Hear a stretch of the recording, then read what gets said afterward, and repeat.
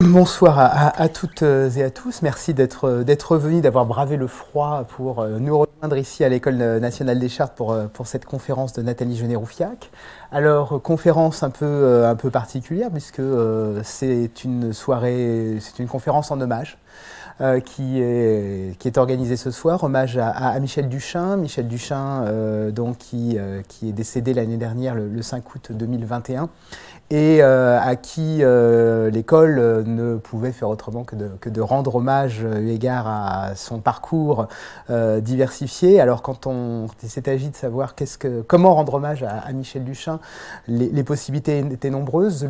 Quel Michel Duchain honoré à l'école? Est-ce que c'était le chartiste? Est-ce que c'était l'archiviste? Est-ce que c'était le voyageur, le VRP des archives et l'expert international spécialisé dans les bâtiments d'archives? Est-ce que c'était le rédacteur en chef de la Gazette des archives et d'Archivoum? Est-ce que c'était le militant homosexuel? Eh bien non, on a décidé de parler aujourd'hui de Michel Duchain en tant qu'historien. Dans cette maison, ça s'imposait. Et en tant qu'historien de l'Écosse, puisque il est l'auteur de nombreux ouvrages sur l'Écosse. Et il était du coup tout à fait naturel d'inviter la spécialiste de la maison de l'histoire de l'Écosse, Nathalie Gennet-Roufiac, pour venir faire une conférence et nous parler des sujets qu'elle traite depuis maintenant 30 ans. 30 ans. Alors Nathalie Gennet-Roufiac est diplômée de cette école promotion 1991, diplômée d'école du patrimoine, conservateur du patrimoine d'abord aux Archives nationales, affectée à la mission des archives du ministère de la Culture, puis au ministère des Armées où elle a occupé divers postes jusqu'à être nommée il y a maintenant 2 ans. 1 an et demi. 1 an et demi, chef du service historique de la Défense, donc le vaisseau amiral, on va dire archivistique du ministère de la Défense. Nathalie Gennet-Roufiac est aussi docteur en histoire, avec des travaux sur les Jacobites en France à la fin du XVIIe siècle et au début du XVIIIe siècle. Et c'est tout naturellement de ce sujet dont elle va parler avec une conférence sur le duc de Perse. Et je te cède tout de suite la parole. Alors, le duc de Perse et les Écossais de la cour de Saint-Germain, puisqu'effectivement, en hommage à Michel Duchain, il me semblait intéressant et stimulant intellectuellement, ce qui aurait été le genre de choses qu'il aimait, de faire une espèce de pérégrination à travers cette histoire qui est à la fois l'histoire des 3 grandes passions de Michel Duchain, qui sont l'Écosse, les Stuarts et les archives. Et donc c'est le rapprochement entre ces 3 thématiques que j'ai pris comme fil conducteur de ma présentation ce soir. D'abord pour rappeler évidemment la production de Michel Duchain en matière d'histoire de l'Écosse et de l'histoire des Stuarts, puisque presque tous les Stuarts ont été couverts par sa plume, avec évidemment en premier lieu le fondateur de la dynastie en tant que roi d'Angleterre et d'Écosse, Jacques Ier Stuart, et jusqu'au dernier Stuart, qui ne régnèrent pas officiellement, mais qui marquèrent évidemment profondément l'histoire de l'Écosse. Alors pour ceux qui seraient un tout petit peu moins familiers de l'histoire des Stuarts que Michel Duchain ou moi-même nous pouvons l'être, je me suis permis de commencer par comme dans toutes les bonnes familles, par un arbre généalogique qui permet de rappeler que la maison des Stuarts est une maison écossaise à l'origine, mais qu'à partir de Jacques Ier, le roi d'Écosse devient également le roi d'Angleterre et le roi d'Irlande.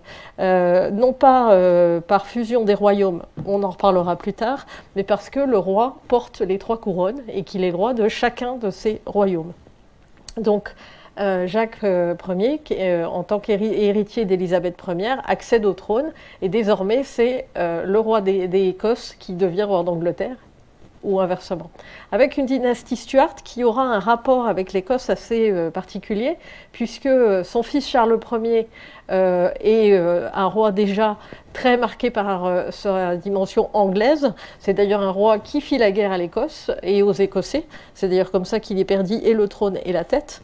Avec deux fils qui se succédèrent, Charles II et Jacques II, qui firent des brefs passages en Écosse. Charles II, à peine pour y être couronné, et avant la Restauration, pour y avoir échappé en se cachant dans la lande aux recherches du Commonwealth, ce dont il garda un très mauvais souvenir, y compris un mauvais souvenir et des Écossais et de l'Écosse. Donc Charles II n'est pas du tout un roi écossais.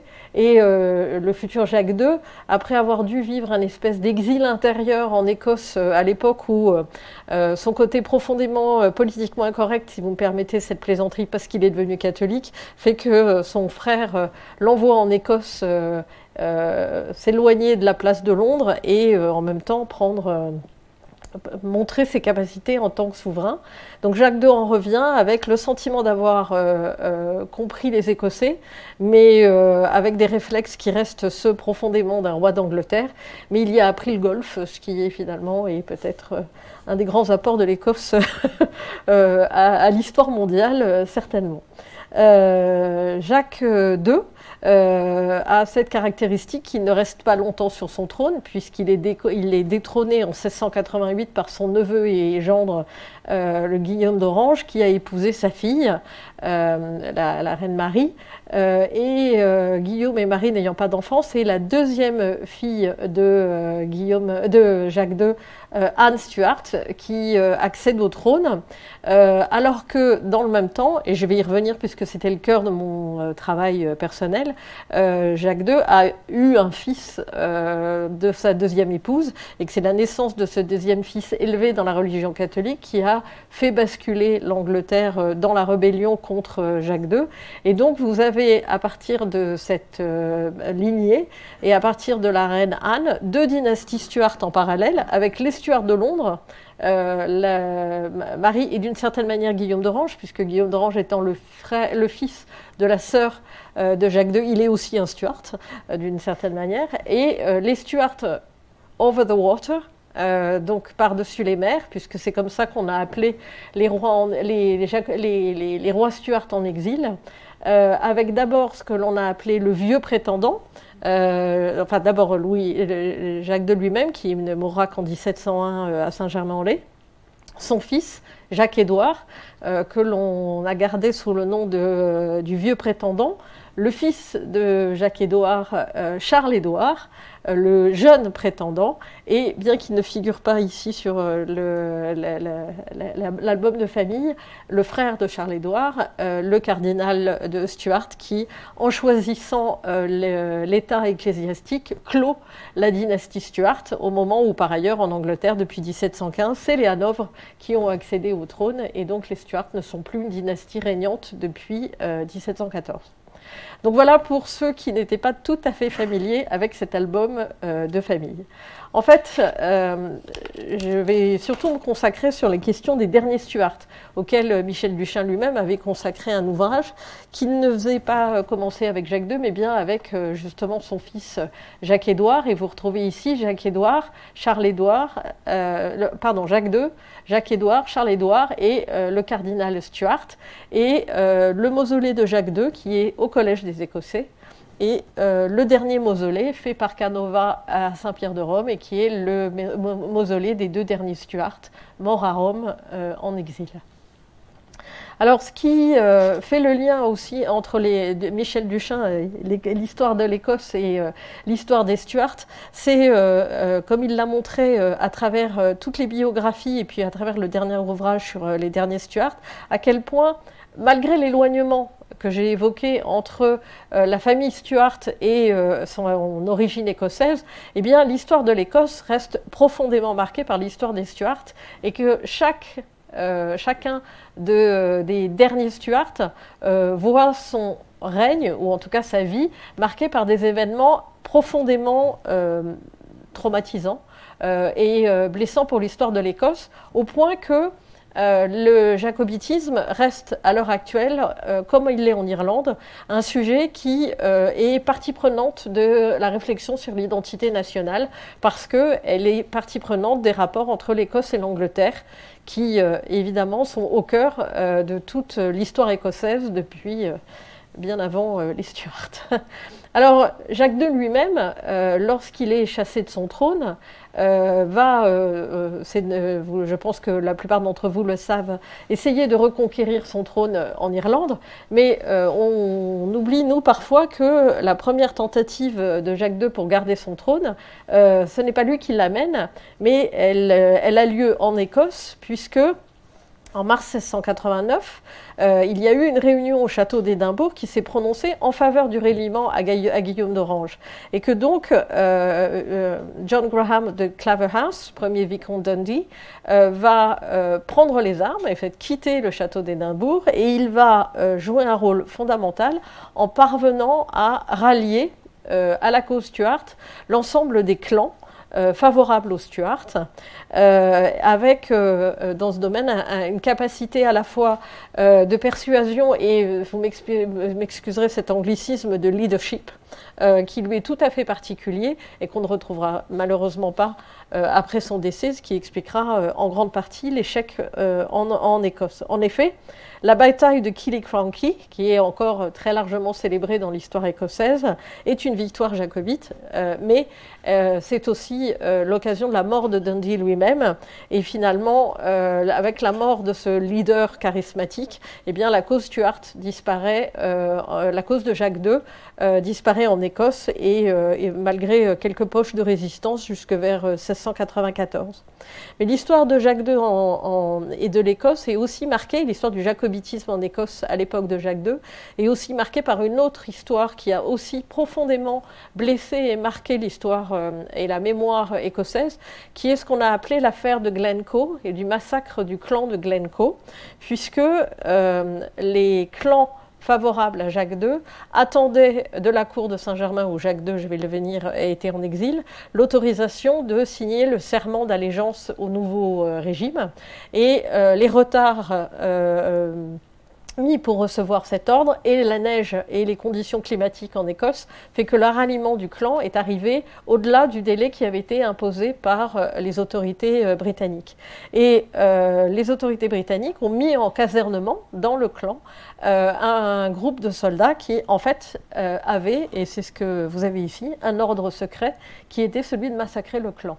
Et ce qui a beaucoup choqué l'opinion publique, c'est qu'il l'a fait après avoir passé plusieurs jours au sein du clan, et ce qui a été considéré comme une marque de félonie et de trahison de l'hospitalité offerte par le clan de Glencoe. Et donc le 13 février 1692, selon les consignes que le Lord Stair avait données, les membres du clan ont été put to fire and sold, et sur les 600 membres du clan, 39 sont morts exécutés sur place, mais une bonne partie a essayé de s'échapper, et en février en Écosse sont morts de froid dans la région de Glencoe. Donc une histoire extrêmement marquante. Alors l'histoire continue avec Jacques-Édouard, avec un acte absolument déterminant dans l'histoire d'Écosse, et qui là reste aujourd'hui un des sujets souvent débattus, y compris dans le contexte actuel du Brexit, et qui est le fait que en 1704, un Act of Security a envisagé la possibilité qu'il y ait une succession séparée en Angleterre et en Écosse, ce qui ouvrait évidemment, là, puisque c'était deux royaumes séparés, la possibilité d'un retour Stuart. Et cela a amené les autorités en Angleterre et les autorités anti-jacobites en Écosse à prendre deux actes, dits les actes d'union, qui en 1705 ont rattaché le royaume d'Écosse au royaume d'Angleterre. Et donc à partir de 1705, l'Écosse cesse d'être un royaume indépendant pour devenir une des composantes de la Grande-Bretagne. Mais c'est à ce moment-là précisément que l'indépendance écossaise disparaît. D'où évidemment l'impact dans la vie jusqu'à nos jours.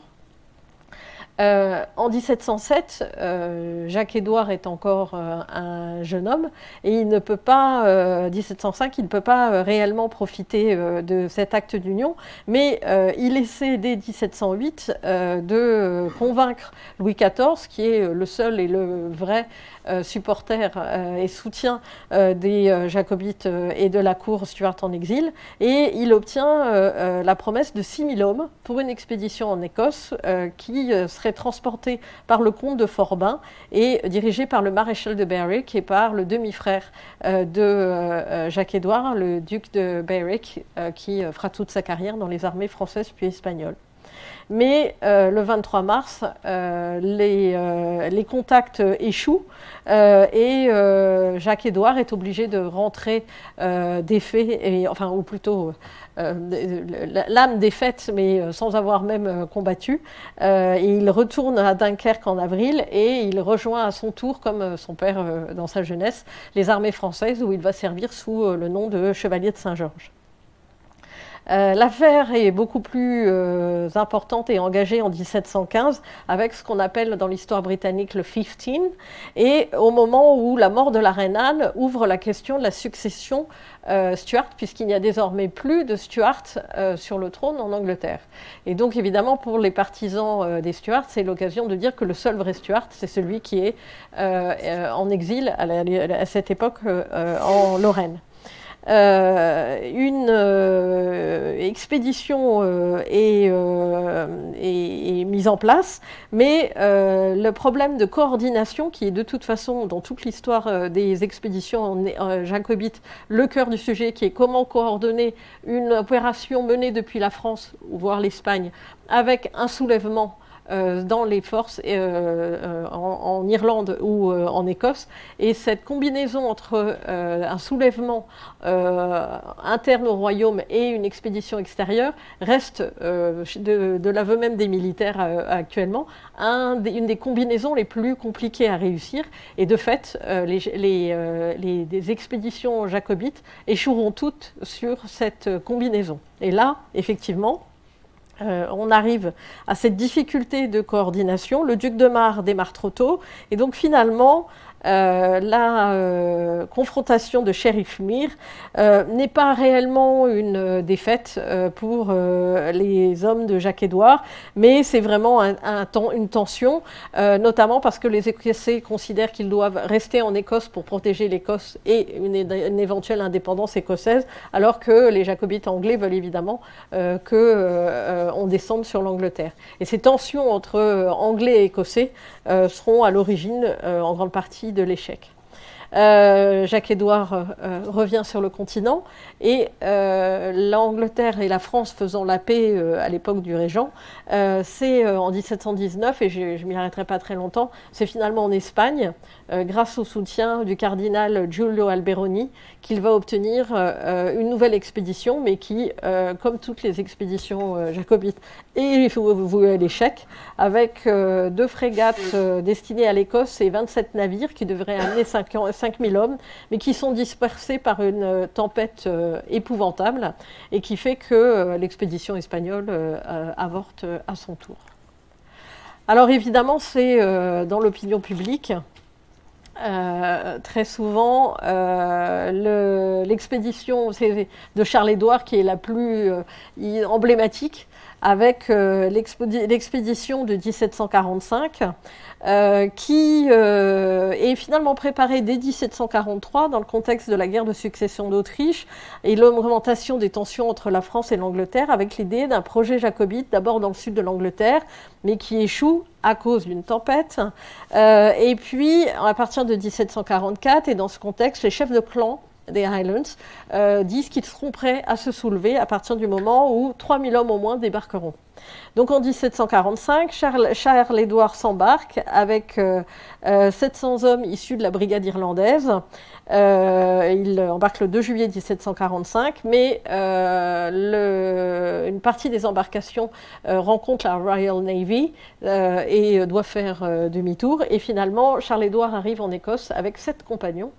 Il essaie de lever malgré tout des Écossais, reçoit le soutien soutien d'un certain nombre de clans, parvient à 1200 puis à 3000 hommes. Mais malgré les premiers succès jacobites, Versailles ne suit pas immédiatement. Le 3 novembre, avec moins de 6000 hommes, il tente une invasion de l'Angleterre. Et si fin novembre, des navires français amènent 800 soldats issus du Royal écossais et de la brigade irlandaise, on est loin des besoins, d'autant que l'Angleterre a mis à la tête de ses troupes le duc de Cumberland, qui se rapproche. Les Écossais, de nouveau, veulent rentrer en Écosse, et la question de quelle est la priorité, permettre à l'Écosse de rester jacobite et indépendante, ou parvenir à une restauration des Stuarts sur leur trône à Londres, reste évidemment le cœur des préoccupations et des échecs successifs. Finalement, le 6 décembre, il est décidé de se retirer, et alors même que 3 frégates françaises arrivent, il est déjà quasiment trop tard, et la confrontation du 16 avril 1746, lors de la bataille de Culloden, va marquer réellement l'échec, et l'échec cette fois-ci définitif des tentatives jacobites et des tentatives stuartes. Charles se réfugie en France après avoir erré dans les Landes et bénéficié du soutien de Flora MacDonald, celle des biscuits que vous retrouvez sur toutes les boîtes de biscuits écossais. Donc quand je dis que ça a marqué la culture écossaise, c'est jusqu'aux boîtes qu'on retrouve. Mais surtout, le duc de Cumberland, après avoir remporté cette victoire militaire, va mériter le surnom de boucher des Cumberland, à la fois par les massacres des prisonniers et des populations directement exposées, mais aussi par la suite à des exécutions postérieures. Et donc Culloden est vraiment par la mise au pas du monde jacobite en Écosse, c'est la fin de l'histoire du jacobitisme. Donc voilà ce que Michel Duchain, à travers son travail notamment sur les derniers Stuarts, a montré, qui est le fait que l'histoire écossaise est profondément marquée par l'histoire des Stuarts. Alors pour ma part, je me suis plutôt concentrée sur une des biographies qu'il n'avait pas écrites, celle de Jacques II, et en particulier à partir de mon travail d'école des Chartes qui était sur la communauté jacobite en exil à Paris, à Saint-Germain-en-Laye, de 1688 à 1715.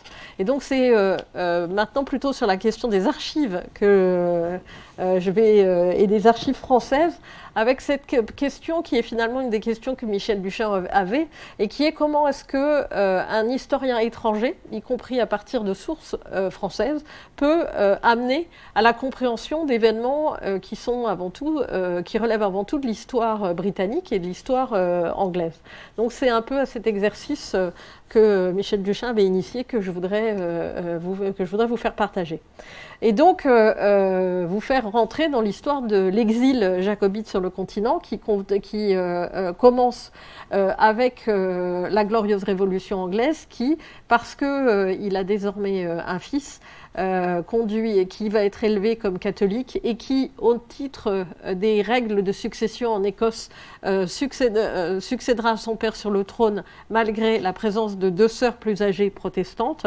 Et donc c'est cette naissance qui va réellement, le 10 juin 1688, être l'élément déclencheur de ce qu'on a appelé la Glorieuse Révolution et qui va amener à la chute de Jacques II, qui lui-même va devoir, après avoir envoyé à son cousin Louis XIV, Marie de Modène, son épouse, et le très jeune bébé Jacques-Édouard, va lui-même prendre le chemin de l'exil en janvier 1689. Louis XIV va mettre à sa disposition le château de Saint-Germain-en-Laye, où les 2 rois ont vécu enfants et où Jacques II a passé une partie de son enfance dans le cadre du premier exil Stuart, celui qui a accompagné la guerre civile, la première révolution d'Angleterre à l'époque de Charles Ier. Le château de Saint-Germain-en-Laye va devenir le cœur d'une cour en exil, qui était le sujet de mon étude, et qui est aussi le cœur de toute la communauté jacobite et finalement de la vie politique anglaise jusqu'au milieu du XVIIIe siècle, ainsi que les Britanniques l'ont maintenant admis et montré, contrairement à une tradition historiographique whig qui a considéré pendant longtemps que la cour de Saint-Germain et les jacobites en exil n'étaient que des reliquats d'absolutistes catholiques très loin des réalités politiques anglaises, alors que la Glorieuse Révolution, en créant la monarchie constitutionnelle, aurait créé l'Angleterre éternelle, celle du 19e et de l'Empire britannique. Alors la réalité est évidemment bien plus éloignée de cela, mais de fait, Jacques II et sa famille s'installent à Saint-Germain-en-Laye, où Jacques II mourra en 1701 et où la reine Marie de Modène donne naissance quelques années après à une nouvelle fille, la princesse Louise-Marie, et Jacques-Édouard et Louise-Marie seront très familiers de la cour de Versailles. Néanmoins, cette cour en exil est avant tout une cour marquée par la dévotion de Jacques II, qui passe les dernières années de sa vie dans le repentir et le sentiment que son échec est avant tout la marque de sa condamnation divine pour une vie d'infidélité jusqu'à son exil. Marie de Modène elle-même, qui avait souhaité devenir religieuse avant que le pape lui demande de se sacrifier pour la cause catholique et d'accepter d'épouser le futur roi d'Angleterre, eh bien Marie de Modène elle-même entretient aussi cette extrême dévotion. Et donc on a une cour qui est en partie très tournée vers la dévotion et les exercices de contrition. Cette cour va demeurer en place jusqu'au départ de Jacques-Édouard en 1713 et surtout la mort de Marie de Modène elle-même vers 1719. Mais donc de 1689 à 1719, on a, à quelques encablures de Versailles, une autre cour avec des liens qui, assez forts au départ entre les deux cours, vont progressivement s'estomper. Si Louis XIV au départ a reçu très souvent les Stuarts à Versailles, il a aussi fait l'effort de venir à Saint-Germain, ce qui ne sera pas le cas au bout de quelques années. Et on voit comment finalement, si les Stuarts restent présents à Versailles, Versailles n'est guère plus présente à Saint-Germain-en-Laye. Alors les archives, justement, sur lesquelles j'ai pu travailler, sont avant tout, évidemment, liées à cette présence à Saint-Germain-en-Laye, et c'est naturellement d'abord les registres paroissiaux. D'autant que ces registres avaient été publiés par des historiens anglais en 1912, mais ils n'avaient pas fait l'objet d'une exploitation, et notamment pas d'objet d'exploitation dans une logique statistique, et dans une logique de comment est-ce que les archives ne sont pas simplement une source, mais qu'elles deviennent un sujet d'étude en soi. Et c'est ce que j'ai essayé de faire, alors avec plusieurs constatations. La première, c'est d'abord l'importance de la communauté jacobite à Saint-Germain-en-Laye. Saint-Germain-en-Laye, à l'époque, est une ville de quelques milliers d'habitants. Et lorsque vous voyez que, notamment en 1701, il y a 85 baptêmes dans l'église paroissiale, donc plus de presque 2 par semaine, en fait, on voit qu'il y a une présence très forte de la communauté jacobite et des jacobites en exil à Saint-Germain-en-Laye. Mais finalement, ces registres paroissiaux, ils vont aussi nous donner, et c'est là que les archives françaises donnent des angles de lecture nouveaux à l'histoire britannique, ils vont nous aider à comprendre ce qu'a été cette communauté en exil et comment elle a fonctionné, y compris dans sa relation avec l'Angleterre et l'Écosse. Alors d'abord parce que on va, à travers les registres paroissiaux, voir une démographie de la cour en exil qui est très marquée par l'arrivée en 1692 des régiments irlandais et qui ensuite est relativement stable avec une montée en puissance de la communauté jusqu'en 1697, puis après un palier jusqu'en 1701, avant de retomber. Et donc ce qu'on peut déjà en tirer comme conséquence, c'est le fait que finalement, si la communauté baisse après 1701, et notamment après 1697 puis 1701, donc à la fois la mort de Jacques II en 1701 et le traité d'Utrecht en 1713 qui amène les régiments irlandais à être en partie dissous, on voit qu'il y a une partie de la communauté qui s'en va, mais surtout on voit qu'il n'y a pas de nouvel apport à cette communauté. Et donc là, politiquement, c'est une clé de compréhension de pourquoi est-ce qu'à un un moment donné, il y a un décalage de plus en plus important qui se crée entre cette communauté en exil, dont les clés de compréhension de la situation en Angleterre et dans les îles britanniques n'ont pas évolué depuis 1688, et finalement l'évolution de la société anglaise qui, elle, continue à évoluer. Eh bien, il y a une raison démographique tout simplement à ça, c'est qu'il n'y a pas de renouveau, et que finalement on a une communauté qui va vivre sur elle-même, et c'est chaque échec jacobite qui va amener à une nouvelle vague d'exil en 1715 et en 1745, mais il y a finalement 3 générations jacobites qui ne font pas de continuité les unes avec les autres, mais qui sont à chaque fois une nouvelle phase de l'histoire du jacobitisme, mais pas la deuxième génération après 1715 n'est pas née de la première génération. Elle est une génération totalement exogène. Ce qu'on voit apparaître également, et qui est très révélateur du groupe des Écossais en particulier, puisque, pardon, vous avez vu que ça permet de donner aussi les chiffres par communauté, puisque vous avez en vert les Irlandais, en rouge les Anglais et en bleu les Écossais. Les amateurs de rugby s'y retrouveront relativement facilement. Et vous voyez comment est-ce que finalement, notamment chez les Écossais, on voit bien que l'évolution, les chiffres se maintiennent et on a une très grande stabilité par rapport à cette communauté. L'autre fait très marquant que fait apparaître les registres paroissiaux, c'est le fait que les femmes et les nobles sont en proportion très présents dans ces sources. Alors évidemment parce qu'à partir du moment où on est sur des registres paroissiaux, on va avoir une surreprésentation de l'élément familial comme de l'élément catholique, mais d'une manière générale, l'exil jacobite est un exil familial et c'est aussi un exil aristocratique.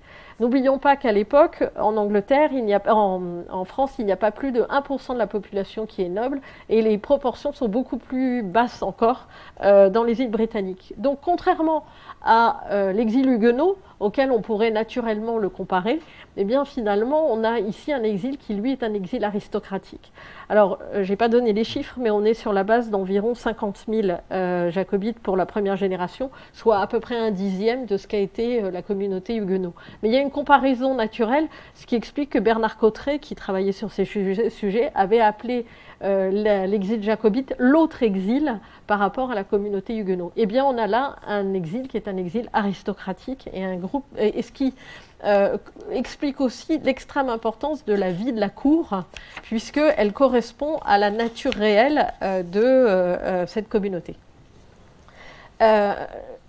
Ce que l'on voit apparaître aussi, c'est donc 3 groupes nationaux très identifiables, les Irlandais, les Anglais et les Écossais, avec une proportion qui est à peu près de 60% d'Irlandais, de 34% d'Anglais et de 6% Écossais. Chaque fois que j'ai fait une conférence dans les îles britanniques, ça a été un choc quand j'ai annoncé ces chiffres, car dans l'esprit de tout le monde, le jacobitisme, c'est les Écossais. Eh bien, en termes statistiques, la première génération est une génération irlandaise. La première génération, c'est les Wild Geese, c'est les Irlandais.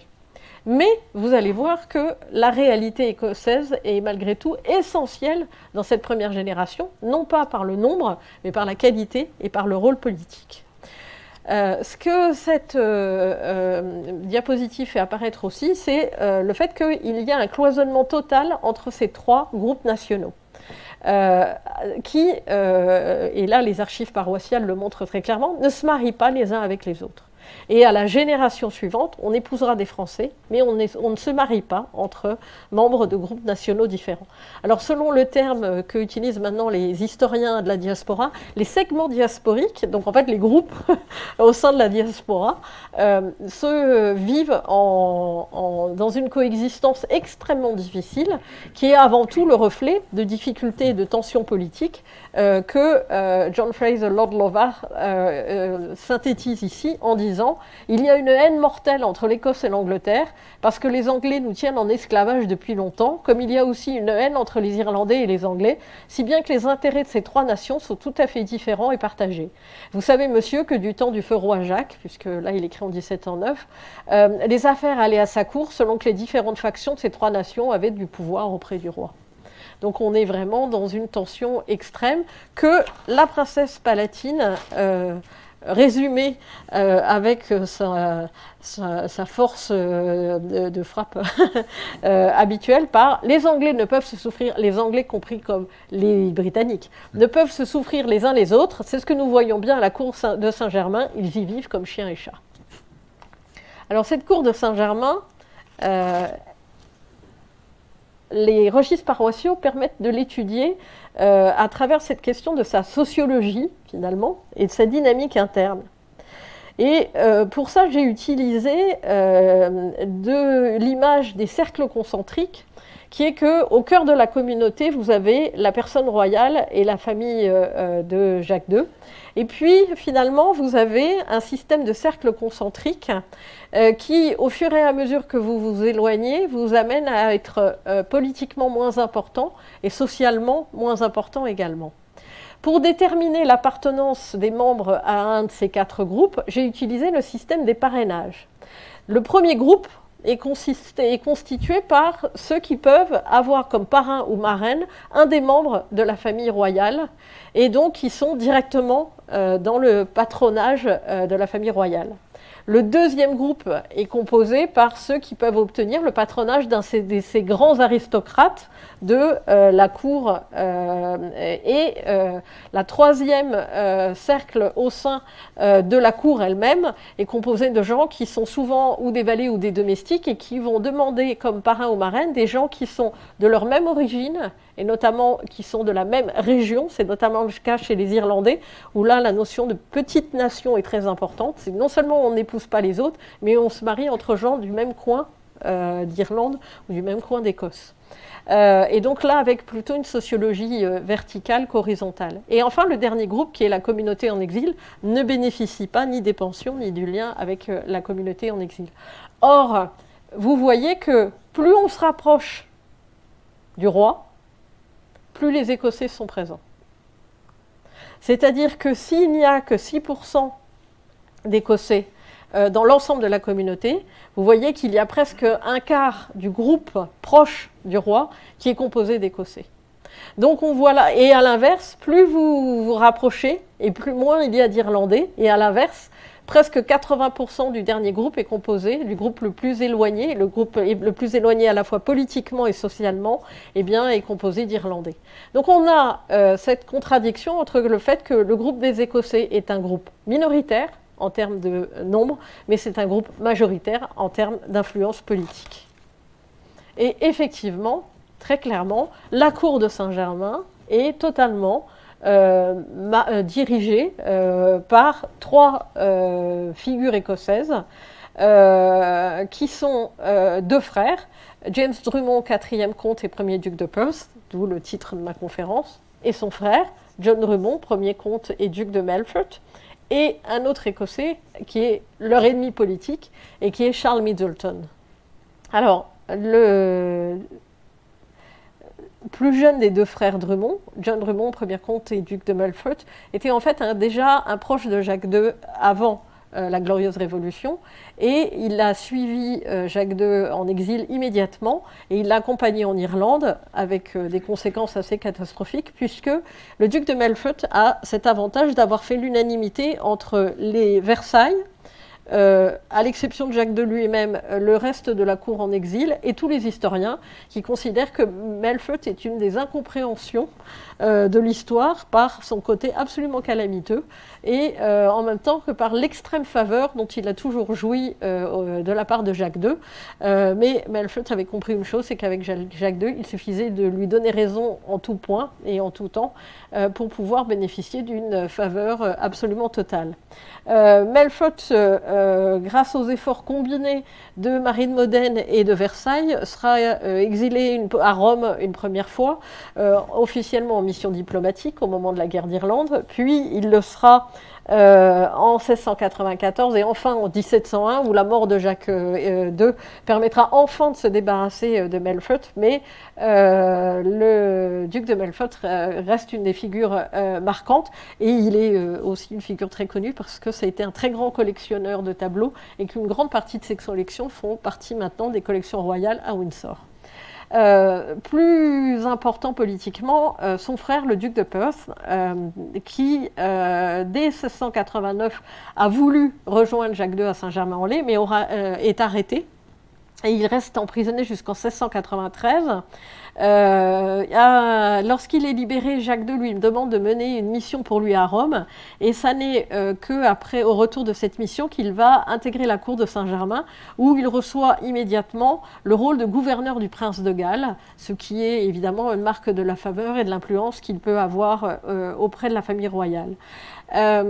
Mackie, l'historien écossais, le décrivait en disant « Il a toujours été violent pour le parti qu'il épousait et il est passionnément fier. Il dit une histoire très bien. Il est capricieux, un complet bigot et il a été dans chaque religion quand il en faisait profession.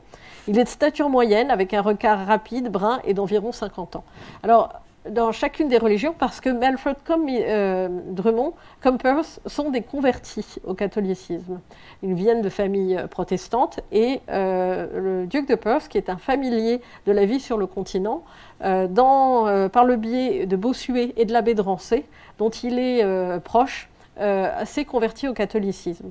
Et non seulement il est converti au catholicisme, mais il est très imprégné de jansénisme et il sera, par son influence sur le collège des Écossais et par son influence à la cour, un des partisans du jansénisme britannique qui a fait l'objet de travaux il y a quelques années et qui est très important à la cour de Saint-Germain, aux grandes dames de Marie de Modène, qui en bonne italienne est évidemment d'un catholicisme orthodoxe absolument impeccable.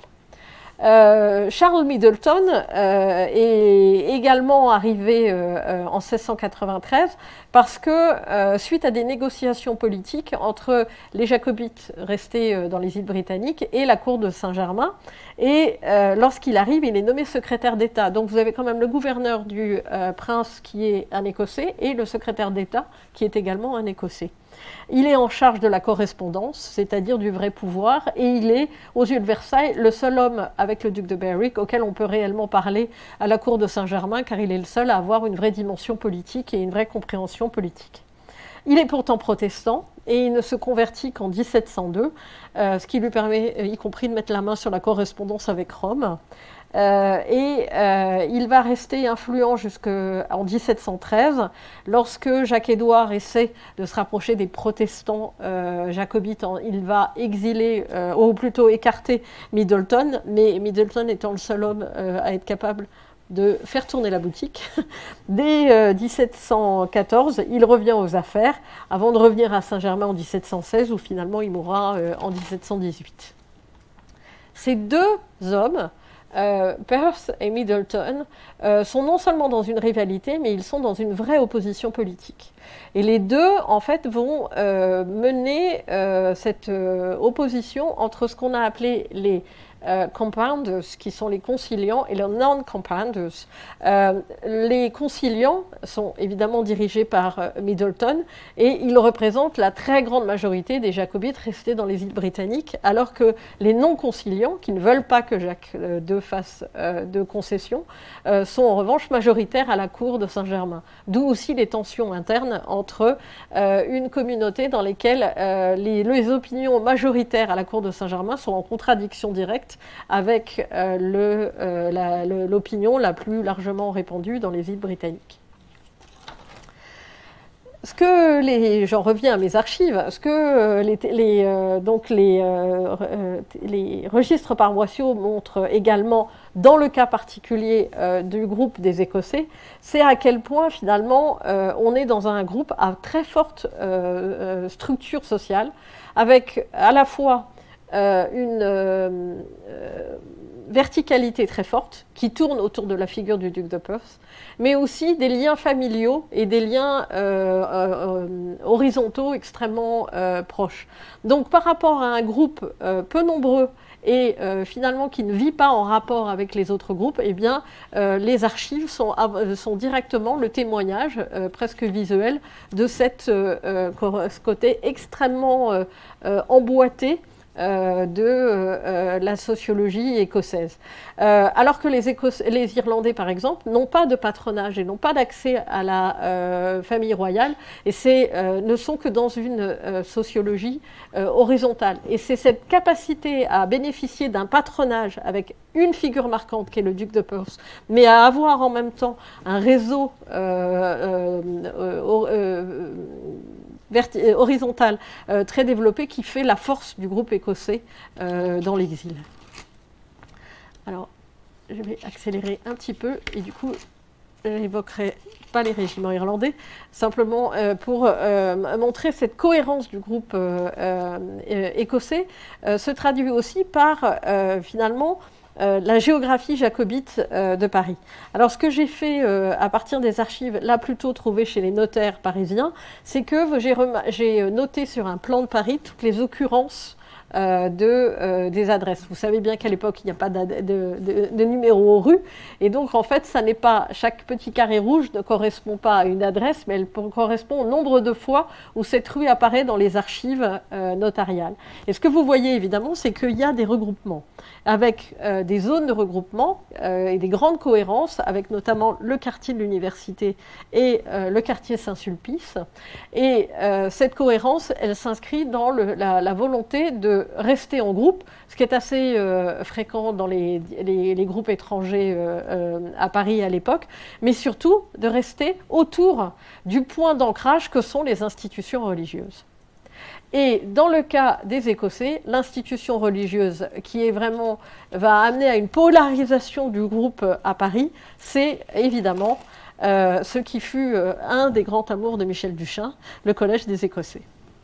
Donc ce Collège des Écossais, à l'époque de l'exil jacobite, il est l'héritage de la fusion entre deux institutions. Une première institution qui datait du XIVe siècle et qui avait été créée par l'évêque de Moray autour de 1333, mais qui, à l'époque de Marie Stuart, était tombée quasiment en désuétude, et d'une deuxième institution créée donc à l'époque de Marie Stuart, dont Michel Duchin a aussi écrit la biographie, avec l'archevêque de Glasgow, et qui crée donc une deuxième institution rue des Amandiers. En fait, les deux institutions vont fusionner en 1609 et totalement en 1639, et en 1665, elles s'installent rue des Fossés Saint-Victor, là où le Collège des Écossais a gardé jusqu'à présent son implantation, et l'association des amis écossais, France-Écosse, auquel Michel Duchin appartenait, est installée encore au sein de ce collège. Ce collège, à l'époque du jacobitisme, est marqué par une dynastie, ou presque, très proche du duc de Perth, celle des Innes, avec trois frères, Lewis, Thomas et Walter. Et Lewis fut principal du collège de 1682 à 1713. En 1690, il est un des 5 membres du conseil privé de Saint-Germain. En 1697, il est aumônier de la reine Marie de Modène, et en 1713, il va accompagner Jacques-Édouard comme aumônier. Et il est janséniste. Donc là encore, on voit à la fois la présence du groupe écossais dans l'intimité de la famille royale, et en même temps le fait que même auprès de Marie de Modène, on a une présence janséniste très importante. Le collège, sous l'influence des Innes, va devenir le quartier général des complots jacobites, et en même temps que le centre de débat janséniste, aux dépens de sa mission essentielle qui était d'envoyer des missionnaires en Écosse. Mais le collège, et ça lui sera beaucoup reproché, va passer plus de temps à des débats contre le collège des Écossais de Rome, qui lui est d'une orthodoxie parfaite sur la question de la grâce, que à envoyer réellement des missionnaires en Écosse. Le duc de Perth est un très grand familier du collège, et il écrit en parlant du collège où il fait de très fréquents séjours. Je profite du séjour que la reine fait à Chaillot pour venir ici, donc au collège des Écossais, prendre le bon air du collège des Écossais, qui est dans un très beau quartier et dans une très belle situation. Monsieur Innes, aumônier de la reine, qui est le supérieur de ce collège, est un de mes meilleurs amis. Donc là encore, un milieu qui se tient complètement. Jacques II va montrer son attachement au Collège des Écossais en y déposant ses propres papiers, y compris ses mémoires autographes qui resteront jusqu'à la Révolution française. Et le travail historique, qui a été une des vocations du Collège des Écossais, est plutôt l'apanage du deuxième frère, Thomas Innes, qui va jouer un rôle d'archiviste de la cause de Stuart et de la dynastie Stuart, y compris en retrouvant parmi les documents qu'il classe au Collège des Écossais une charte qui prouve que Robert II, roi d'Écosse, avait bien fondé la chapelle à Glasgow, dans la cathédrale de Glasgow, qu'il s'était engagé à créer pour respecter ces conditions imposées par le pape au moment d'obtenir une dispense pour épouser sa parente Élisabeth More. Or, en Écosse, des suspicions sur la légitimité de la dynastie Stuart avaient été levées par certains historiens en considérant que la chapelle n'avait pas été créée et que la dynastie était donc finalement marquée d'une certaine illégitimité. Et donc, en retrouvant le document dans les archives du Collège des Écossais, eh bien, l'érudition écossaise a joué un rôle essentiel dans l'histoire politique anglaise. En fait, la charte retrouvée a été examinée à l'abbaye de Saint-Germain-des-Prés en présence de Jacques II, des membres les importants de la cour, mais par Camille Lepelletier de Louvois, bibliothécaire du roi, Eusèbe Renaudot, Étienne Baluse, Honoré Caille, Jean Mabillon et Thierry Ruinart, c'est-à-dire évidemment la crème de l'érudition parisienne de l'époque, et le document est déclaré authentique, et Ruinart l'a même édité l'année suivante, et il le cite en exemple dans la préface du De Re Diplomatica de Mabillon, qu'il publie en 1709, comme l'exemple de l'intérêt concret de la diplomatique au service de la politique. Donc finalement, on est au cœur de nos sujets, et je pense que Michel Duchin, s'il ne connaissait pas l'anecdote, mais je pense qu'il la connaissait, aurait adoré évidemment cette rencontre entre la cause Stuart et la politique. Enfin, le rôle du Collège des Écossais est un rôle essentiel en matière économique. En effet, contrairement aux deux autres groupes nationaux dont les intérêts financiers et notamment les rentes sur l'hôtel de ville sont gérés soit par des banquiers, soit par des notaires.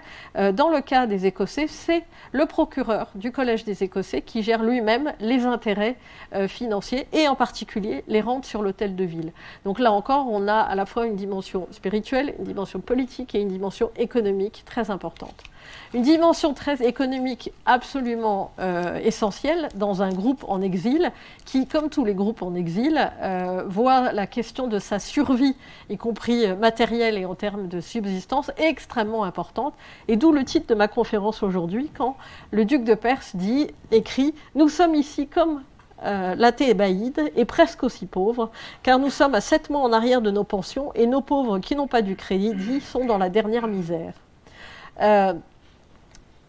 Cette question économique, elle est au cœur des questions de patronage et des questions de rivalité entre les groupes nationaux. La principale ressource pour les membres de la communauté en exil, c'est le fait de disposer ou de pensions de la part de Jacques II, grâce à l'argent entièrement alloué par Louis XIV, soit de bénéficier d'une fonction au sein de la cour. Et donc, le rôle et l'importance de la communauté écossaise auprès de Jacques II, c'est aussi le fait que la communauté écossaise a en grande partie mais en tout cas dérivé à son profit la ressource essentielle qui était celle des pensions et celle des offices auprès du roi.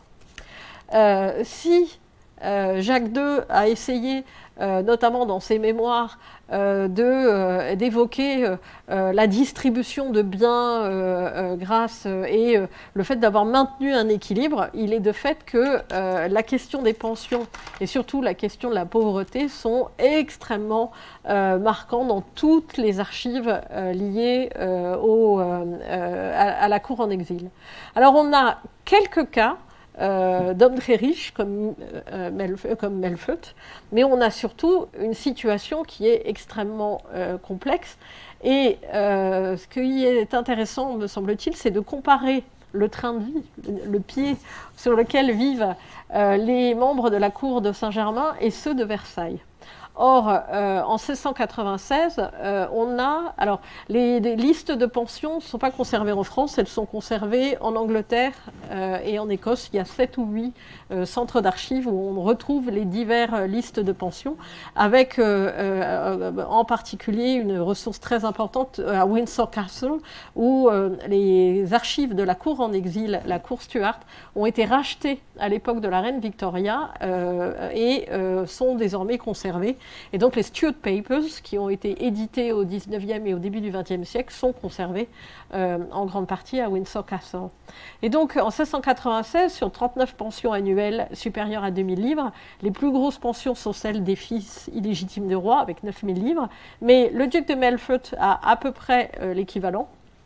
J'ai oublié de marquer le chiffre exact, pardon. Le duc de Perth a 6000 livres, alors que Milord Clancarty, qui est quand même à la tête de la brigade des régiments irlandais, de la brigade irlandaise, ne touche qu'un peu plus de 4500 livres. Donc vous voyez là encore que la ressource essentielle, elle est aux mains des Écossais.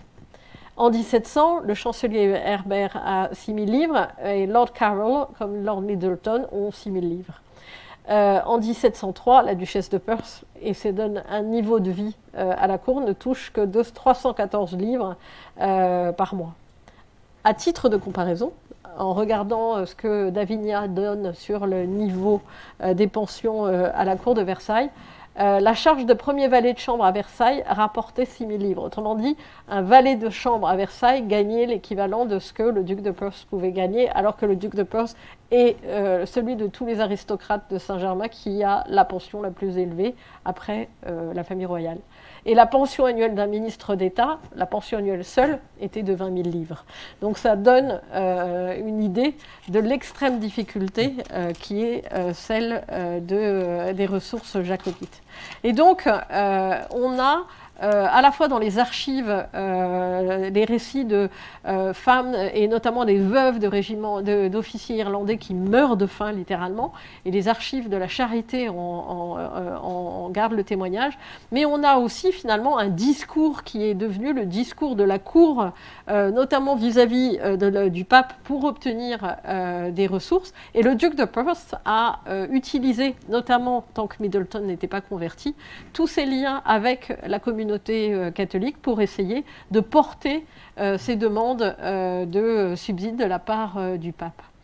Mais vous avez un effet retour, un match retour, qui est que, à l'inverse, les représentants de Guillaume d'Orange à Paris, et notamment le duc de Manchester, eux dénoncent la même situation, non pas pour obtenir des subsides, mais pour expliquer que le jacobitisme est en train de mourir à petit feu, et évidemment qu'une communauté dans laquelle les questions financières sont si sensibles est aussi une communauté où il est facile de recruter. Et le duc de Manchester a notamment financé et recruté toute une série d'espions à son profit. Et la cour de Saint-Germain avait une réputation épouvantable auprès de Versailles comme étant à la fois prête à toutes les divagations et en même temps à toutes les compromissions, tout simplement pour rester en vie. Et pourtant, tous les exilés, et j'en arrive presque à ma conclusion, tous les exilés ne vivent pas dans la même situation.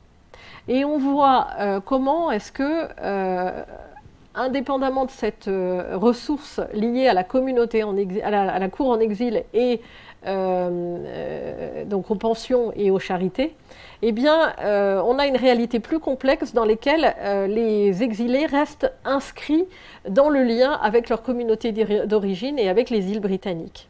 D'abord parce que certains ont gardé des liens avec leur famille, et le duc de Carroll, par exemple, écrit à sa sœur au moment, qui est en anglais, mais c'est pour donner un exemple, lorsqu'il doit accepter un titre supplémentaire, écrit à sa sœur pour demander si la famille va pouvoir, à partir de ses revenus en Angleterre, survenir aux besoins que sa nouvelle titulature va lui imposer. D'autre part, les jacobites vont utiliser le même système que les huguenots, c'est-à-dire le fait d'avoir un membre de la famille qui se convertit, ce qui permet d'éviter les confiscations. Mais les Écossais vont utiliser d'autres systèmes et ils vont utiliser les systèmes juridiques propres à l'Écosse.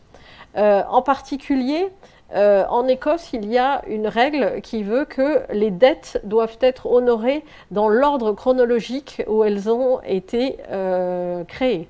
Et donc, les jacobites ont utilisé, en exil, ont utilisé un système qui est un achat fictif de leurs biens, qui crée une situation de dette qui empêche la confiscation de leurs biens par les autorités britanniques.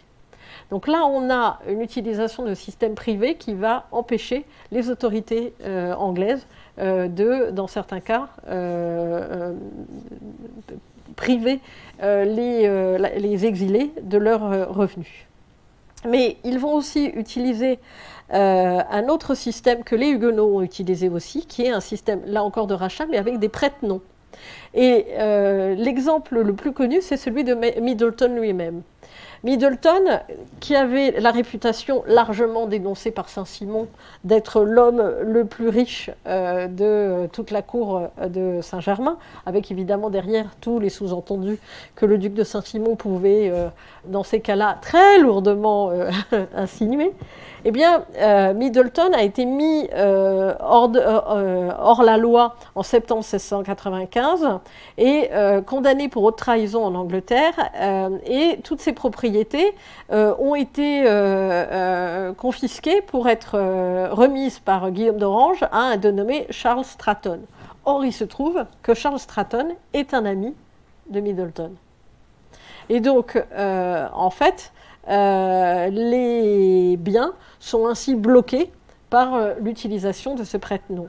Et en novembre 1706, le fils de Middleton, Lord Clermont, passa une procuration au comte de Strathmore, l'autorisant à rentrer en possession de toutes les terres et propriétés de Clermont, avec pouvoir de louer ces terres, etc. Donc, Middleton s'est inquiété à ce moment-là de savoir si cet accord pouvait se retourner contre lui si les autorités locales étaient au courant. Et en fait, il semble que la procédure soit restée totalement inconnue des autorités anglaises. Et donc, l'utilisation des ressorts spécifiques du droit écossais et l'utilisation des prête-noms a permis en grande partie au groupe des Écossais de pouvoir survivre dans de bien meilleures conditions que notamment les Irlandais qui ont été, là encore, le groupe le plus socialement atteint par l'exil. Et puis, tout ceci nous amène à ma conclusion, qui est le choix ultime, qui est celui pour les exilés, de l'abandon de sa naturalité et de son lien avec la communauté d'origine et le choix de la naturalisation. Et finalement, on voit que les Anglais et les Irlandais ont été très sensibles aux fluctuations de la cause jacobite. Les Irlandais surtout à l'occasion de la paix de 1697 qui a amené à licencier plus d'un tiers des régiments irlandais et qui donc a conduit des Irlandais à devoir prendre la naturalisation, notamment pour échapper aux droits d'aubaine, alors que les Anglais demandent plutôt leur naturalisation après 1701 et la mort de Jacques II, lorsque, bien que Louis XIV ait reconnu officiellement Jacques-Édouard comme souverain d'Angleterre, la cause semble bien plus marquée. Les Écossais ne fonctionnent pas sur le même rythme. Et en fait, le nombre d'Écossais à demander la naturalisation est beaucoup plus faible. Et donc, en fait, on voit que le groupe écossais est un groupe qui reste très lié à la cour en exil. Et donc, à part les cas des personnalités vieillissantes comme Middleton et le duc de Perth qui restent à Saint-Germain, mais simplement parce qu'ils vont mourir là où ils ont vécu en exil, eh bien on voit que le groupe écossais est un groupe qui va se déplacer et qui va accompagner les Stuarts en Lorraine et surtout en Italie. Et c'est un groupe qui va, du coup, lui, contrairement aux deux autres groupes, retrouver une autre dynamique à chaque fois que les deux générations suivantes de l'exil, celle de 1715 et celle de 1745, vont amener de nouvelles vagues qui sont, elles, des vagues écossaises.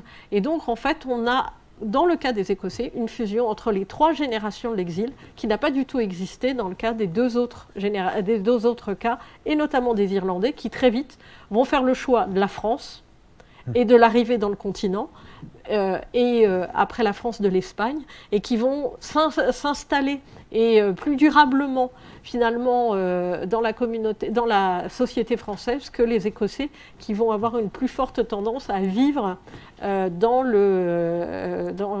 maintenir ce lien particulier avec la cause Stuart jusqu'à la fin de celle-ci, à la fin du XVIIIe siècle. Donc voilà, je suis juste dans les temps. Voilà cette pérégrination à travers les Stuarts, les Jacobites, l'histoire de l'Écosse et les archives françaises, qui étaient à mon sens, je l'espère, une façon de rendre hommage à Michel Duchin, et notamment sur comment les archives françaises peuvent être aussi des sources de compréhension des enjeux d'une histoire étrangère et d'une histoire y compris britannique et écossaise. Merci.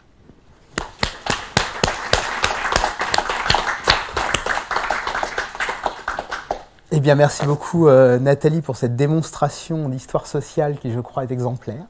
Avec tout ce qu'on peut tirer en effet d'archives françaises pour une histoire étrangère. Alors, avant de passer la parole à la salle, je vais avoir une première question. Est-ce que ce groupe, ce groupe des Écossais, ce groupe diasporique, est-ce qu'il est représentatif des diasporas ou est-ce qu'il a un comportement qui est totalement différent des d'autres types de diasporas ? Alors, il a un certain nombre de comportements qu'on retrouve dans les autres diasporas et qui est très marqué dans la communauté en exil, et notamment le regroupement, le géographique, le fait de s'accrocher à des institutions, le fait de faire gérer ses intérêts économiques par des membres de la même communauté. Ça, c'est vraiment quelque chose qu'on retrouve et qui se retrouve et qui finalement était un des fondamentaux de l'exil, parce que si on prend le cas des Russes blancs, par exemple, on a des modes de fonctionnement qui sont très proches. En revanche, c'est un groupe qui fonctionne différemment par sa dynamique interne qui reste profondément politique. Très longtemps. Alors que dans le cas des diasporas, on a plus souvent un poids du lien avec la société d'accueil. Je crois que dans le cas des Écossais, les Écossais sont restés dans une dynamique politique beaucoup plus longtemps, en tout cas très clairement que le groupe irlandais, ça c'est certain, mais je pense aussi que la plupart des autres groupes diasporiques qu'on peut trouver. Alors je passe la parole à la salle. Théo.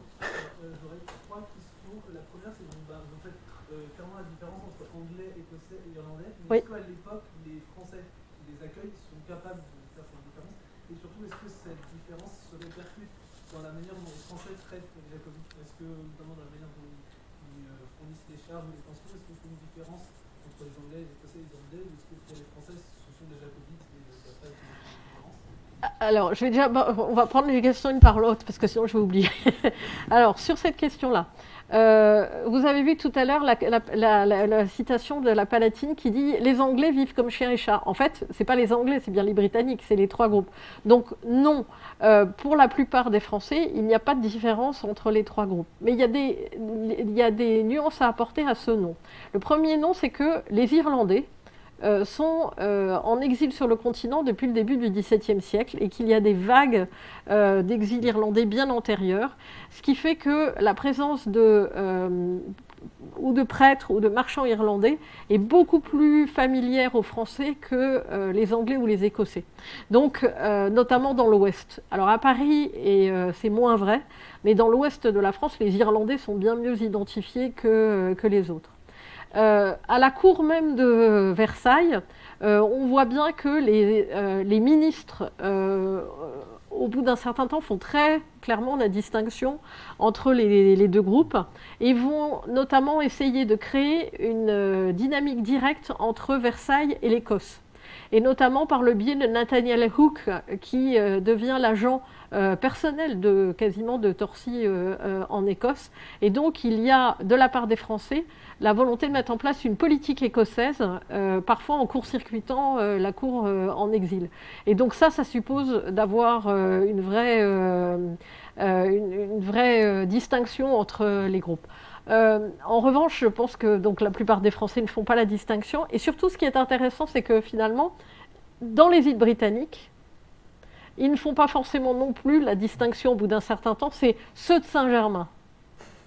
Et autant ceux à Saint-Germain ressentent très fortement leur identité nationale comme les opposants aux deux autres groupes, autant il est probable que dans les îles britanniques, ceux qui sont à Saint-Germain sont finalement dans une espèce de confusion qui est ceux de Saint-Germain. Donc le ressenti est, je pense, extrêmement complexe. Deuxième question. Merci pour la deuxième question, c'est dans quelle mesure la cour de Saint-Germain vit resserrée sur elle-même, ou est-ce qu'elle a des liens importants avec la Cour de France, et notamment dans les charges? Est-ce qu'il y a est-ce que les jacobites occupent des charges administratives, religieuses, militaires en France? Alors, il y a un cas, il y a un seul cas, c'est le duc de Berwick. Le duc de Berwick, Berwick, qui est le fils illégitime de Jacques II et qui fera carrière dans les armées françaises, puis avant de devenir père d'Espagne. Dans les autres cas, non. Il n'y a pas, dans cette première génération, d'intégration des jacobites dans la société française. Du coup, pardon, la question c'était... Les liens entre Versailles et Saint-Germain, oui. Et les charges. En revanche, les liens sont des liens qui sont des liens administratifs. En fait, la cour anglaise va essayer de développer des noyaux d'administration, notamment pour les régiments irlandais, mais aussi pour tout ce qui est le suivi, et notamment Middleton se charge de ça, le suivi de tous les étrangers de passage. C'est-à-dire que Versailles, qui évidemment, vous imaginez, est pas particulièrement ravi de voir des Anglais et des Britanniques mourir de faim dans les rues de Paris, et qui se méfie de toute cette...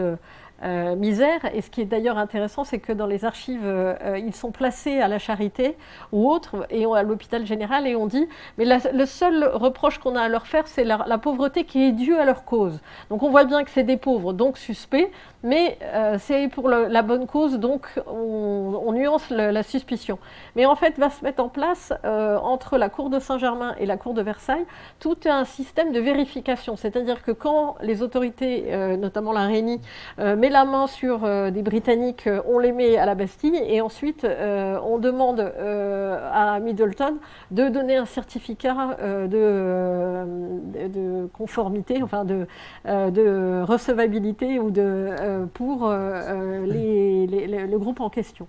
C'est ce qui va provoquer en fait en 1694 le départ de Melfort, parce que en fait Melfort a volontairement, pardon du terme, mais cramé en 1694 un agent à la fois de la cour de Saint-Germain et des Français, en le faisant arrêter, alors qu'il savait que c'était en fait un agent que Middleton était en train de mettre en place. Et donc c'est ce qui va amener à le premier exil de Lovat.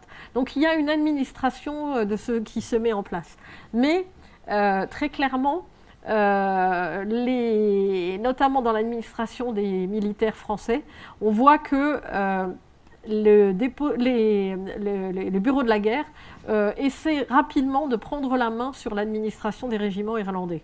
Et que dès la mort de Richard Nagle, qui est le secrétaire d'État pour l'Irlande et qui meurt en 1697, ensuite, c'est les bureaux de Versailles qui ont pris la main sur l'administration des régiments irlandais. Donc il y a des liens réels qui sont liés notamment à cette espèce de police des étrangers, mais il y a surtout le fait que rapidement les autorités et les institutions françaises ont pris la main sur les conditions de vie des exilés en France.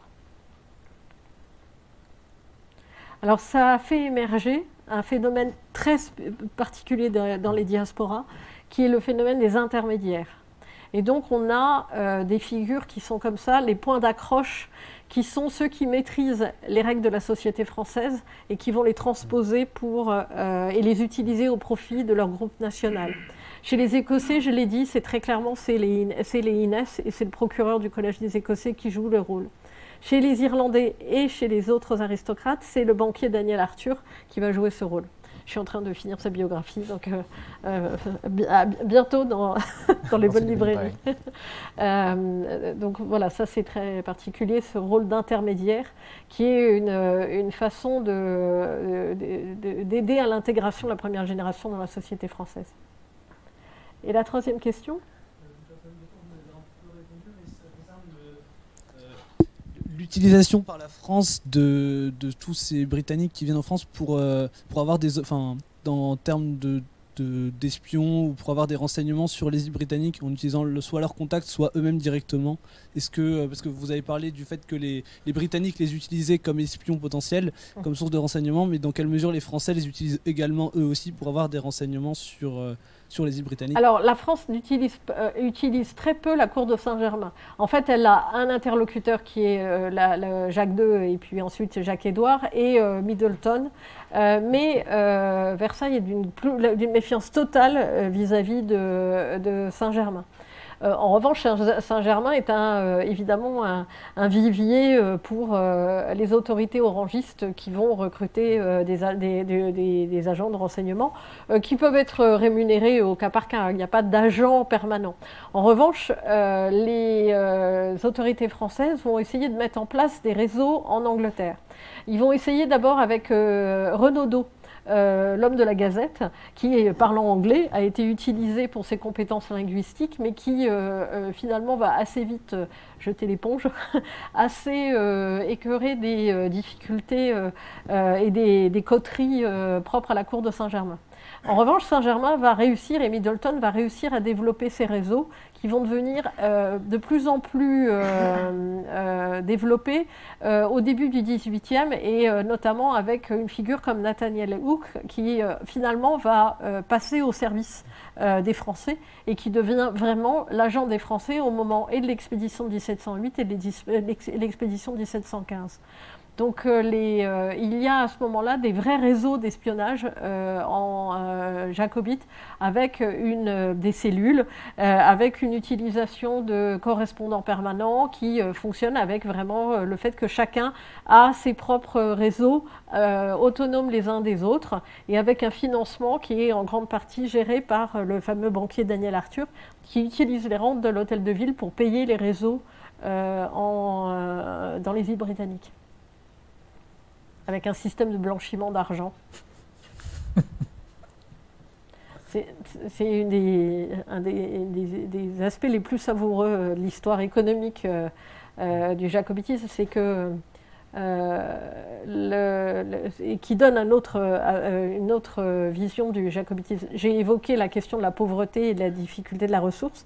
Malgré tout, sur le marché des rentes de l'hôtel de ville à Paris, les jacobites et pas simplement en exil, mais aussi dans les îles britanniques, vont représenter une clientèle très importante. En fait, par le biais de ce fameux banquier qui va, à un moment donné, acheter jusqu'à 30% d'une des émissions de rente à cette époque-là et qui, de manière globale, a acheté à peu près un peu plus de 4,5% de l'ensemble des rentes émises.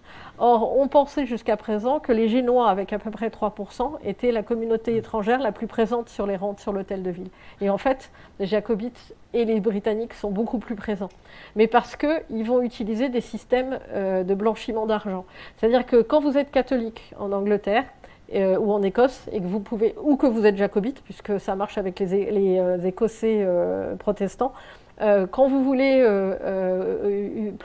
utiliser de l'argent, vous utilisez un banquier dont le fils est à Londres en plus, donc vous vous adressez au fils à Londres, il fait créer par son père acheter des rentes à Paris, et les rentes font l'objet de ce qu'on appelle une déclaration, c'est-à-dire que le banquier les achète et dit ces rentes en fait appartiennent à un tel et un tel.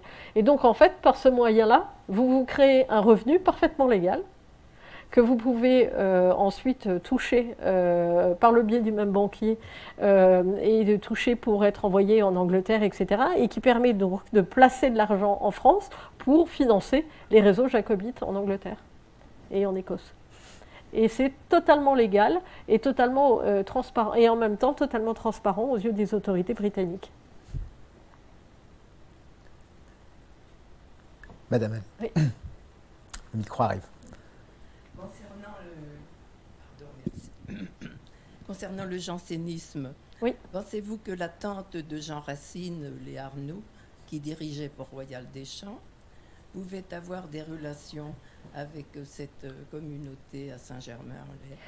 Alors, dans son cas précisément à elle, je ne sais pas, mais le grand Arnaud lui-même connaissait le duc de Perth et il y a une vraie familiarité entre ces deux communautés. Oui.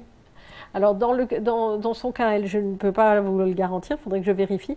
Mais en tout cas, le grand Arnaud était connu, était un des familiers, notamment des Britanniques et des Écossais catholiques, qui venaient dès cette époque faire ce qui, au XVIIIe, sera appelé le Grand Tour, mais qui était déjà une façon de se créer une culture et un réseau sur le continent, et qui est là aussi une des spécificités des aristocrates écossais par rapport aux autres groupes.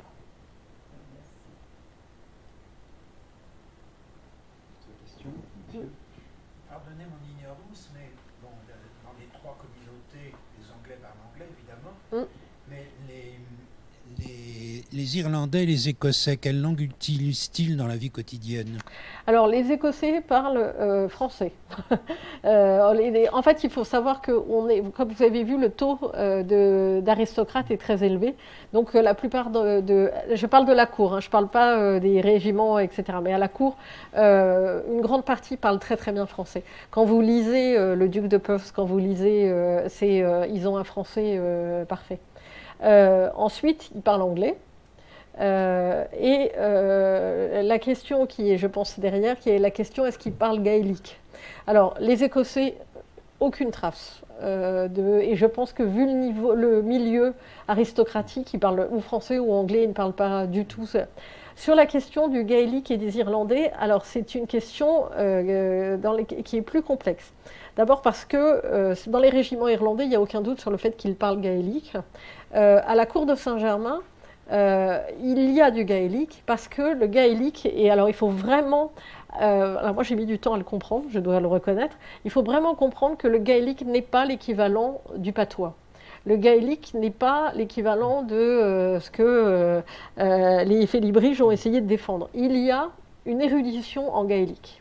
Et à la cour de Saint-Germain, parmi les ecclésiastiques irlandais, il y a des concours de traduction de textes latins en gaélique ou de meilleure traduction du gaélique ou en français ou en latin, etc.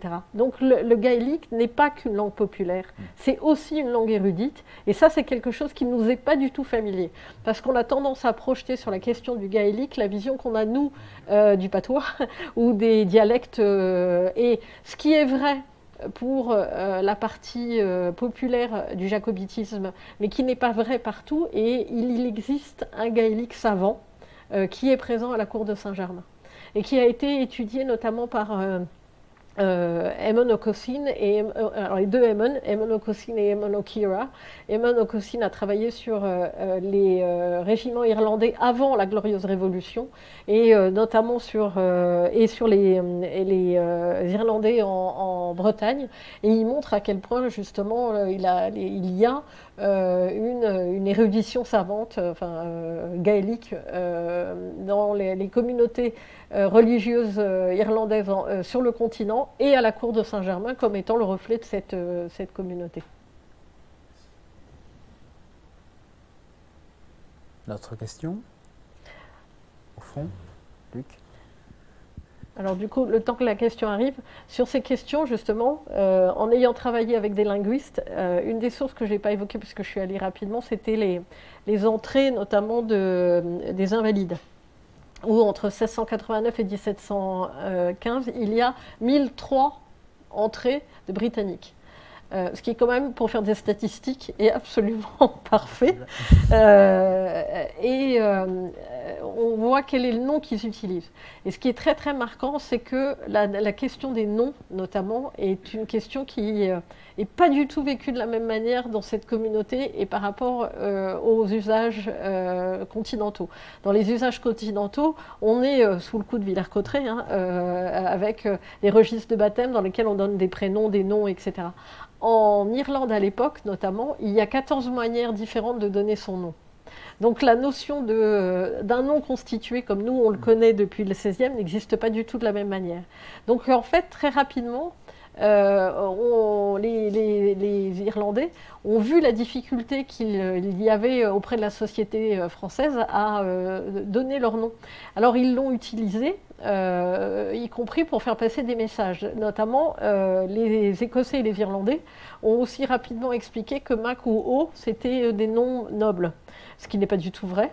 Et donc, vous avez par exemple en Bretagne des O'Brien qui sont venus des Daubriens, parce qu'on a rajouté un D pour bien expliquer qu'on était noble. Et puis, vous avez tout le travail de francisation des noms qui fait qu'en moins de 10 ans, les noms ont basculé dans des noms français. Parce que tant qu'à donner un nom aux autorités françaises, autant donner un nom que les autorités françaises comprennent. Et on a, dans les premiers temps, ces espèces de jeux autour des noms. Et alors, ce qui est intéressant, c'est qu'on voit comment le script français a essayé de retranscrire ce qu'il a entendu, et on voit bien que c'est de la phonétique. Sauf que la phonétique permet de savoir si le nom a été prononcé dans une version gaélique ou dans une version anglaise. Et là, à la cour de Saint-Germain, c'est toujours la version anglaise. Et par exemple, dans les registres des Invalides, c'est toujours la version gaélique. Et donc, on a des Edmund à Saint-Germain, et vous avez des Owen ou des Emen dans les registres des Invalides. Donc on voit bien quand même qu'il y a culturellement des strates différentes. Et puis après, vous avez des choses amusantes, et je me rappelle avoir beaucoup cherché, parce qu'un des Irlandais dit que sa mère s'appelle Hélène pleine de grâce. Et là, pleine de grâce, ça ne fait pas très irlandais comme nom. Et au bout d'un moment, j'ai fini par comprendre qu'elle s'appelle Pendergrast. Et que pour le curé français, en fait, Pendergrast, le truc le plus proche qu'il arrive à entendre, c'est pleine de grâce. Et en fait, c'est assez amusant parce qu'on voit comment il va chercher dans son propre champ lexical, donc dans le champ du religieux, et donc Pendergrast devient pleine de grâce. Donc ces questions de nom sont des questions qui sont, là je les ai que effleurées, mais qui sont extrêmement importantes pour comprendre les mécanismes d'intégration dans la société, ou au contraire de résistance de l'identité écossaise ou irlandaise. Oui. Alors, ça serait une question sur en fait les domestiques. Oui. Alors, il y a une majorité d'aristocrates, et donc j'en déduis qu'il y a une petite partie de domestiques qui viennent d'Angleterre ou d'Écosse. Oui. Et alors, il fallait quand même qu'ils se fournissent en domestiques sur place aussi. Donc, non. Si c'était des Français. Tous les domestiques sont des domestiques qui sont arrivés avec eux. Alors, je dois avoir les chiffres. En fait, il y a 4 services à la cour. La cour de Saint-Germain, dans sa globalité, c'est, même en comptant les pauvres qui vivent de manière permanente, c'est 600 personnes. Et la cour elle-même, c'est 300 personnes. Ce qui veut dire que c'est l'équivalent de ce qui était la cour de Jacques II en tant que duc d'York, c'est-à-dire qu'en tant qu'héritier. Donc c'est un tout petit groupe. Et le groupe de ceux qui ont une influence sur le roi lui-même, c'est 50 personnes, pas plus. Donc parmi les domestiques, on va retrouver des Anglais, des Irlandais, peu d'Écossais, mais il y en a quelques-uns, mais très peu. Tous des Anglais et des Irlandais, et 2 autres groupes qui sont très liés à la famille royale, qui sont les Italiens, qui sont des Italiens qui ont suivi Marie de Modène lorsqu'elle s'est mariée, et qui l'ont du coup resuivi dans son exil, et qui sont restés. Et plus étonnant encore, il y a des Français, qui sont des Français qui ont appartenu à la première cour Stuart en exil, qui sont passés en Angleterre au moment de la Restauration, et qui, quand ils reviennent en France, ne vont pas réintégrer la société française, mais restent dans la cour en exil. Ils vont constituer un petit groupe de Français, qui ne sont donc pas des recrutés locaux, mais qui sont des Français qui ont fait le voyage d'Angleterre avec les Stuarts. Et les sources pour les étudier, c'est encore les registres paroissiaux? Alors, vous avez les registres paroissiaux, mais vous avez surtout toutes les listes de pensions. Et là, tous les listes d'office qui sont conservées. Alors, je vais me faire de la pub, hein, dont l'ouvrage Le Grand Exil, qui est donc mon travail sur la communauté en exil. J'ai publié les textes des pensions et les textes des officiers. Donc elles sont en annexe, donc ça vous permet de travailler dessus pour savoir justement quels sont les membres quels sont les domestiques.